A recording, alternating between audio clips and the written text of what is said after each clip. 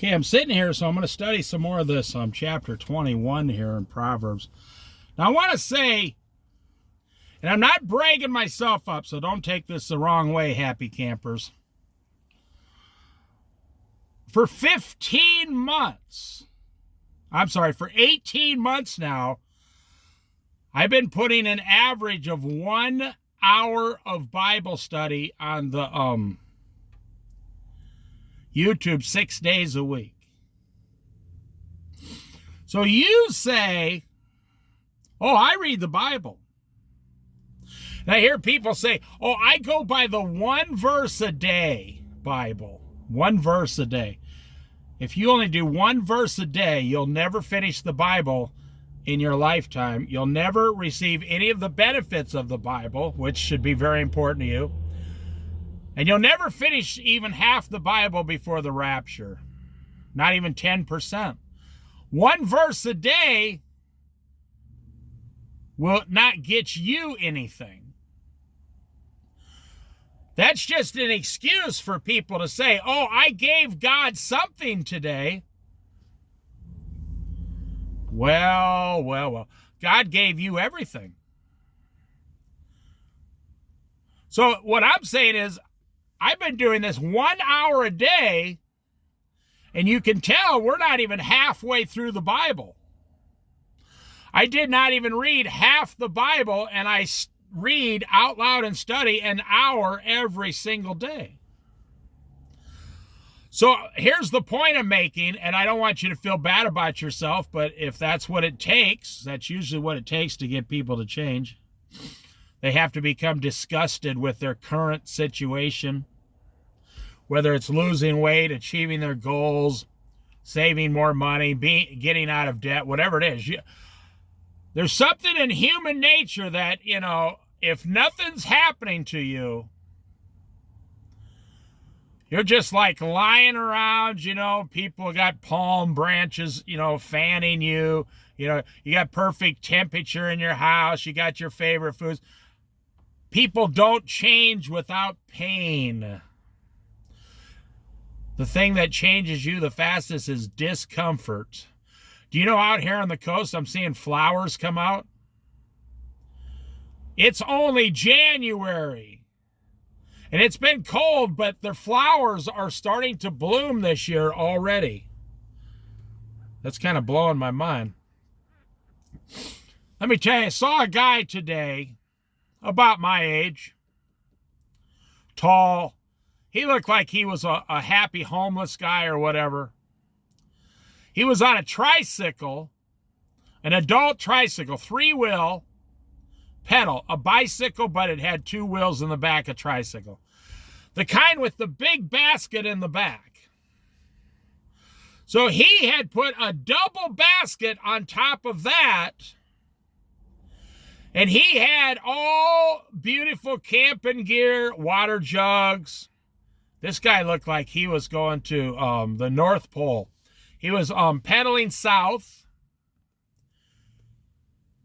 And when I saw him, he was past Reedsport, Oregon, or Winchester Bay. And then when I saw him, when I was coming home from Coos Bay today, I saw him within 5 miles of Coos Bay. He's probably on Social Security, and he just said, he looked like an ex-homeless guy, but he was one of the most well-off homeless people I've ever seen, if that was the case. Right now, I could tell he had a big smile on his face. And he was pedaling down the highway 1 or 2 miles an hour. And he was in the bike lane. And he was happy. He looked, I'm not kidding, he looked free. Isn't that what you are all trying to achieve? Not just the feeling of freedom, but to actually be free from the world. Free from, I had to get a drink of water. Free from the things of this world, because it's the things, isn't it the things of this world that is destroying you? giving you all your problems and all your sorrow and all your sadness and all your mental health problems and all your obesity. It's the things of this world. God made us perfect without sin. It is the sin of this world that has destroyed what God has made inside of us. So, I was just thinking about that guy, and he was in you're free when you're not in a hurry. You're free when you got more than enough money to do what you're doing. You're free when you're debt-free and he's riding down the road. He was all alone. No wife, no kids. He just looked, he might have had an ex-wife or kids somewhere that are all grown up. But he looked, I see these guys in the spring, summer, and fall come down the Oregon coast on their bicycles. These professional $10,000, road bikes. You could buy a motorcycle for that, but they want to pedal. They got something to prove in their life. And they're going as fast as they can. It's just so they can go back to work and tell everybody, I did the entire Oregon coast, 364 miles in 3.2 days. And then I see these guys on like $2,000 bikes. They're my age. And they're riding down the Oregon coast on a bicycle in 14 days. And they are loving it. They're just going slow. They know where they're going to stay. Some of the times they just stay in a motel. Or they got hiker, biker campgrounds here for only like $6 a night or something. That's really cheap.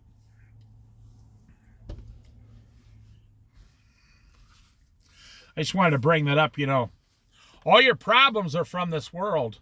And it's very rare to see a person completely happy doing something they love, and they don't care how fast they're going. They don't even have any place to go. Now, I find that fascinating. Now, people tell me I'm free because, I'm retired. I fully retired at age, 54. I haven't had a job since 54 years old. I'm 62 and a half. I've never taken disability. I've never taken government money. Nope. And I go to the beach, whatever. But I know a lot of people say they're jealous of the way I live, but it took me like 38 years of work to get there. I worked for a long time.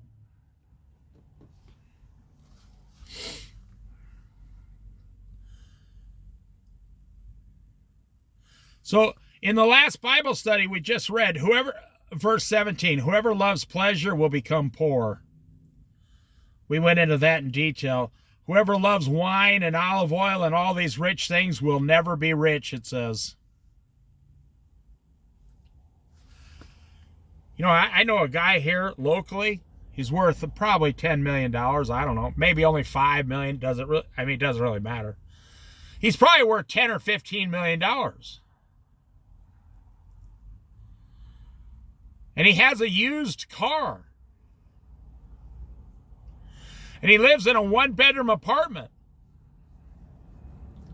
He owns the building and lives in the apartment and rents the rest out. But he lives this complete simple life. And he's happy.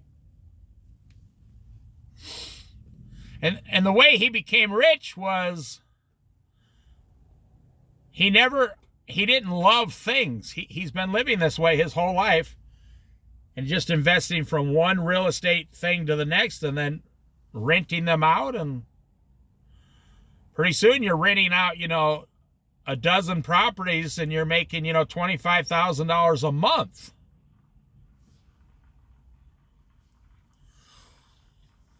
Or if it's commercial real estate, 25 properties could easily get you $100,000 a month. Easily. And that would give you $1 million a year.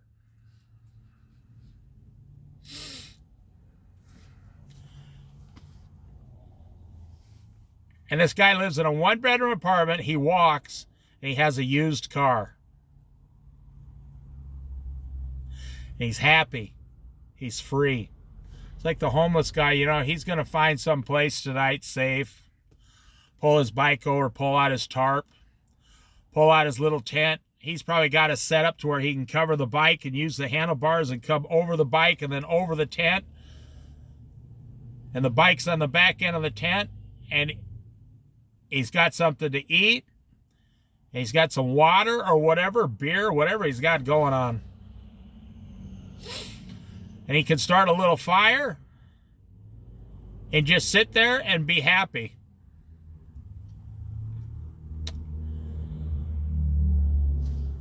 I find that amazing. I mean, isn't that what everybody's trying to achieve? Isn't that what you're trying to achieve with your life?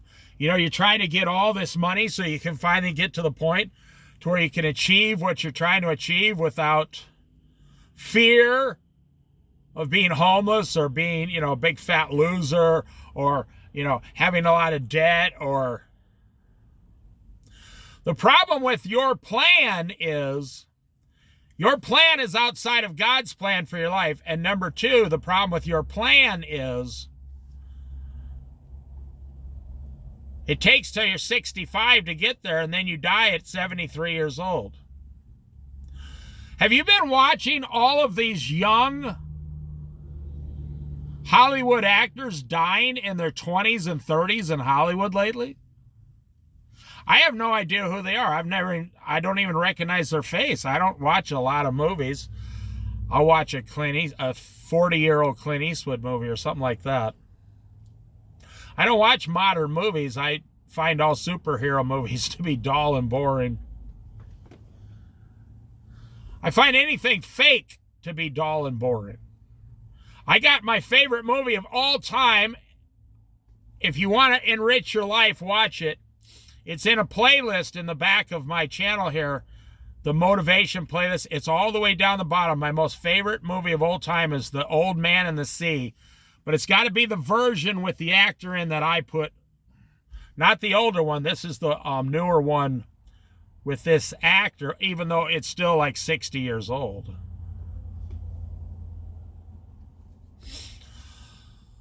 Go to the back of my playlist and watch this movie and think about your life. And man, this movie will open you up. The wicked become a ransom for the righteous, and the unfaithful for the upright. The wicked, let's think about this. The wicked, okay, become a ransom for the righteous, and the unfaithful for the upright. You know what that says to me first, right off my thinking here?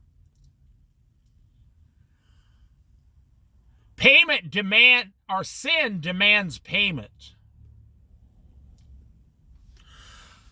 We all deserve to make the payment because we have all sinned. But through Christ, he made the payment for us, and we don't have to pay. I don't have to pay for my sins other than the stupidity on earth. But eternally, believers never have to pay for the sins they committed because Christ, the blood of Christ, has covered over them. But listen, the wicked, the sinners, the ones that are still refuse Christ, become a ransom for the righteous. They are paying the penalty of their sins. And the unfaithful for the upright. Listen to this next verse. Talk about simplicity. Better to live in a desert than with a quarrelsome and nagging wife. Now, we went through that a little while back. Verse 9, better to live in the corner of the roof than share a house with a quarrelsome wife. Verse 19, better to live in the desert than with a quarrelsome and nagging wife. You want to know why? I didn't say this last time, but I'll say it this time. Your heart is a living organ. It's a mystery of God. Doctors and scientists know very little about the heart, even though you can do amazing things with it. And you can keep a guy alive a few more years by going in and cleaning your heart out like a carburetor or something like that, you know. That's really all they're doing, is cleaning your heart out like a carburetor on an old car. But what makes the heart sick? I've been listening for 50 years. What makes the heart sick is food, food, food, food, food. Okay, now that's funny, because now scientists are saying, wait a minute. Hold on now. We don't think that's true anymore. It's like, whoa, just like what the Bible said. The Bible never says food makes your heart sick. You want to know what makes your heart sick according to the Bible? Stress, strife, anxiety, hatred, sin, crime, gluttony. Anything that separates you from God makes your heart sick. I find that fascinating. So if you have a quarrelsome wife, she is always making your heart sick. I can almost feel there's someone out there, a woman who's saying, whoa, I never thought about I'm making my husband sick. You know, in the old days, my grandfather's generation used to have these old sayings, and one of the sayings was, that woman's going to be the death of him someday. I'm sure you've all heard it. She's going to be the death of him someday. All that nagging and complaining. See, if a man has to hear 3 hours a night about how bad he is and how much he sucks and how stupid he is and why didn't he do this and why doesn't he make more money and on and on and on and on, his heart is becoming sick inside. He's becoming sick.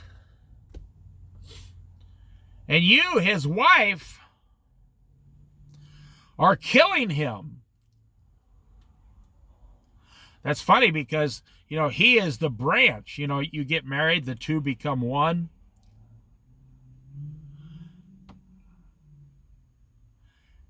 You become one in Christ. So you're really just cutting down your own vine. When you tear your husband up and down and ridicule him, you're actually destroying yourself. You might not have the most perfect man. I mean, I don't know anyone who does. But you could have a really great life with almost any man if you treat him really well. And he's an upright man, upstanding, you know, and believes in Jesus Christ and has a job. You could have a really nice life. But here it says, if you have a wife who loves to quarrel. Now, why do women quarrel according to the Bible? Because they're not completely satisfied with their life. They're not fully happy. They want more. They're not happy with what they have. They're telling their husband, I think you should get me more. And now, what does God say here? This is really the funniest, best part of the whole verse.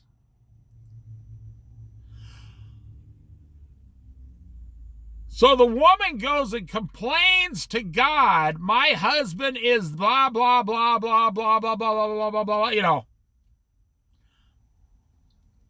And God says, I'll take care of it. And she probably complains about God. She's like, well, it's about time you take care of that man. So now listen. Then Jesus goes down to the husband's house. And what does he say to the husband? He says, my son, it would be better for you if you were living in the desert than staying here with that woman. Now, I didn't say God told you to get a divorce.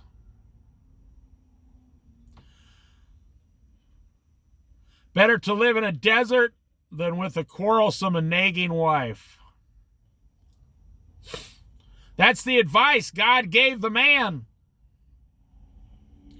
Back here in verse 9, better to live on the corner of the roof of your house, my son, than go inside with that quarrelsome wife of yours. Now listen, because we serve a God of what? A God of peace. What is the opposite of peace? A woman who never stops quarreling to her husband. She will not give him 1 minute of peace. Guy's probably jumping up and down in his sleep at night. She will not give him peace.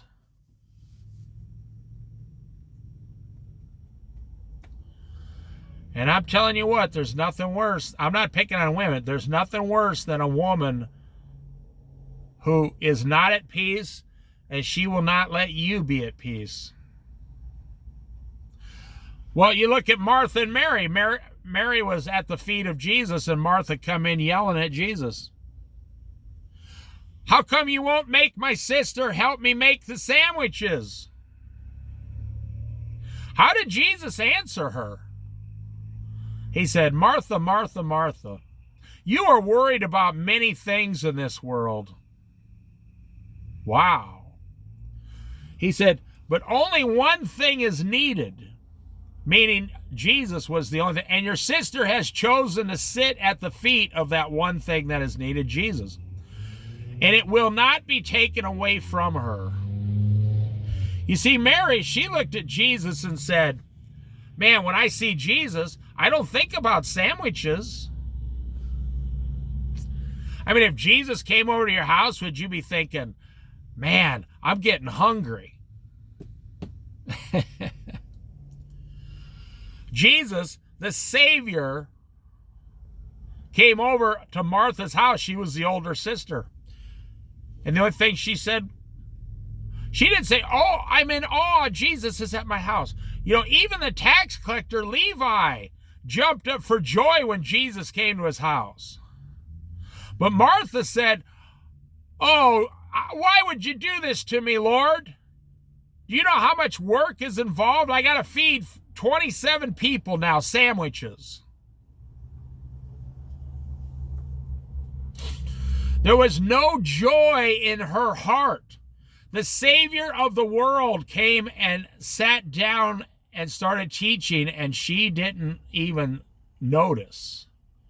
The only thing she could think about was, I got to start cooking. Nobody cares about me. Even my sister's just in there doing nothing, listening. My sister should be out here. Well, don't you hear the quarrelsome wife in there? The quarrelsome, the quarrelsome, the quarrelsome. Don't you hear that? Don't you hear the quarrelsome in there? In this woman? Now, she's in heaven, sure. She's perfect now, but we're talking about these examples out of the Bible. That's why we talk about them. When you're talking about people in the Bible, you're not talking about them. You're just going through the verses like the Lord wants you to. Better to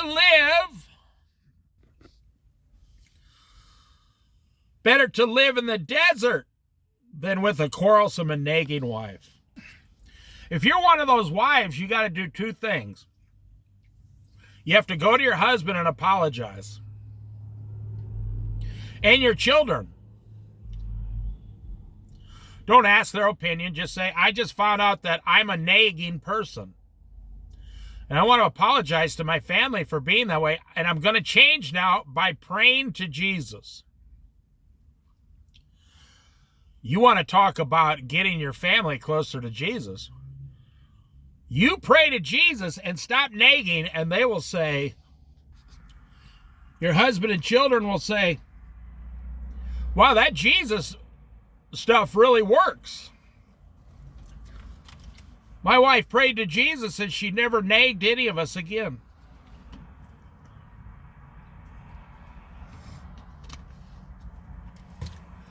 You want to know what nagging actually is? Worry.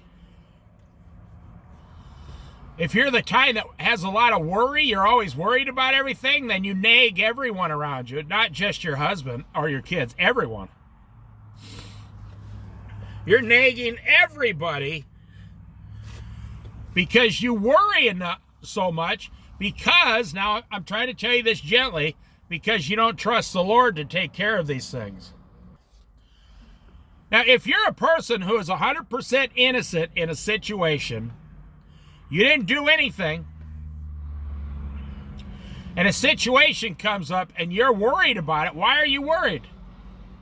You say, Lord, this situation came up. You know I didn't do anything. They're doing this. Could you please take care of it for me? You would be amazed at how most of your problems will just magically disappear.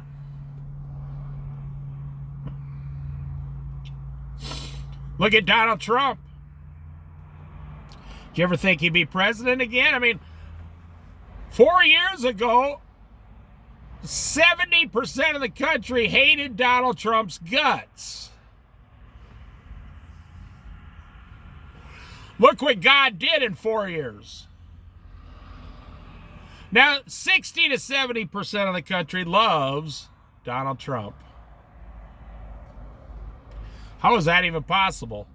Well, through God. It's possible through God. Donald Trump said, I'm going to stop yelling at women and yelling at people, and I'm going to stop yelling at the reporters. I'm going to be a nicer person, and I'm going to surround myself with preachers to pray for me. That's what he did. Christian preachers. And look, he had an overwhelming victory. God wants the United States to do well. Don't put your faith in Joe Biden. Do not put your faith in Donald Trump. Do not put your faith in these Bible studies on my YouTube channel. Put your faith in Jesus Christ only. And if you're a nagging wife, you're not putting your faith in Jesus. You're looking at the problems of the world, not the solutions of the Christ. You need to look at what Christ will do as solutions.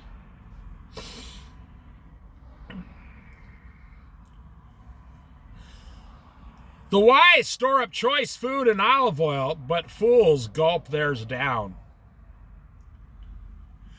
This is the prepper, one of the preppers verses in the for prepping ahead for emergencies in the Bible. They call them prepper verses in the Bible.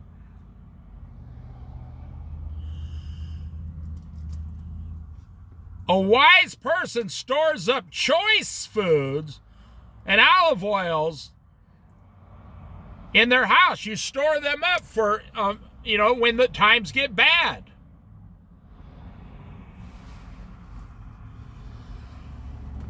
I thought the country was going to do really well after the Great Recession of 2008. I really thought the country was going to do well. Nope, didn't happen. The country did worse.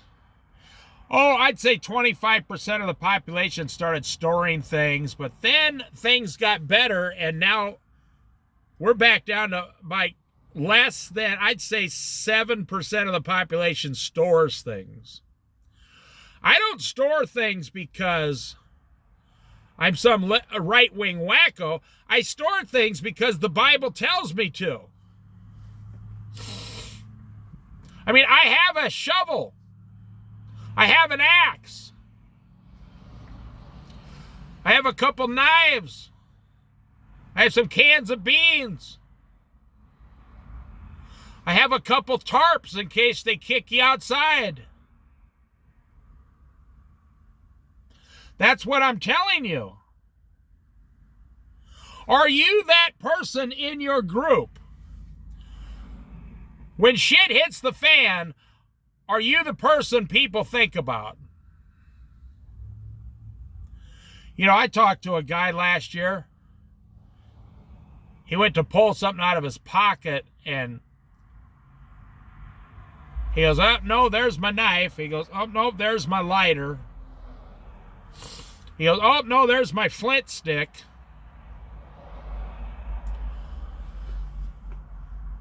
This guy used to live in the woods for 3 years as a homeless man because he got sick or something, couldn't work, and he had no disability, no Social Security, nothing. He didn't have a choice, and he had no family to take him in. This is a true story. I said, is that where you learned to keep that stuff in your pocket? He goes, no. He says, my dad told me when I was 5 years old, don't ever go outside without a pocket knife and a way to start fire. Now that could be a flint stick, it could be cotton balls soaked in something, it could be flint that you put together, it could be a stick that that's the hardest way, the bow thing. It could be just matches, lighters, the easy part. It could be a blowtorch, whatever. You look awful funny walking down the street with a blowtorch hanging out of your pants, though, but are you the guy? Why not? The wise store up food, choice foods. The wise store up choice foods and olive oil. But fools gulp all theirs down as soon as they get it. And this goes with money, too. The wise store up money, called savings account. I know, that word, savings account. Most people don't even know what it is anymore. They've never heard it. They say, you mean you can actually save money in advance? 90% of my family, not me, but my relatives and my distant relatives, they don't have 5 cents to their name. But they do have a weekly paycheck, and they're okay week to week to week. But if there's ever an emergency, they won't know what to do. They'll say, okay, I saw here somewhere on YouTube you're supposed to rub sticks together and a fire will shoot out. They don't know how to make a bow and arrow.